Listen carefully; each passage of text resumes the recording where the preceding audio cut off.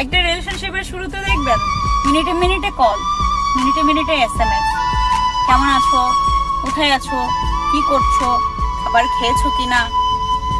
আপনি যখন বলবেন না খাবার খাইনি, তখন সে বলবে দেরিতে খাবার খেলে শরীর অসুস্থ করবে।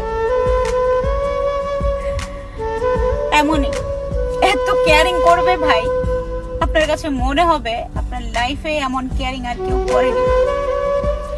আবার সেই রিলেশনশিপটা যখন পুরনো হতে যাবে, কয়েক মাস কয়েক বছর কেটে যাবে, তখন দেখবেন সেই কেয়ারিংটা আর আগের জায়গায় নেই।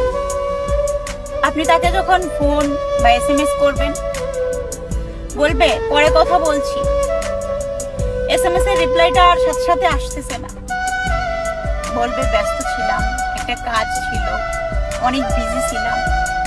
আপনার কাছে তার ব্যস্ততার মুহূর্তটাই তুলে ধরবে, আগের মতো সেই কেয়ারিং এর জায়গাটা আর থাকবে না আপনার কাছে। যে রিলেশনশিপে আস্তে আস্তে কেয়ারিং কমতে থাকে, ভালোবাসার টান কমতে থাকে, আসলে সেটা ভালোবাসা না, সেটা আপনার জন্য সঠিক ভালোবাসা ছিল না, সঠিক ভালোবাসা না।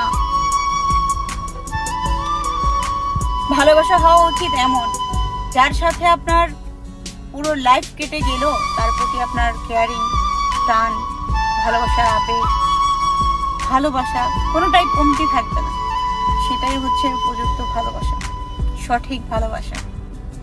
আজকের দিনের ভালোবাসা টিভি সিরিয়ালের মতো, মিনিটে মিনিটে চেঞ্জ হয়ে যায়। ভালোবাসা যদি বাঁচতেই হয়, ভালোবাসার মতো করে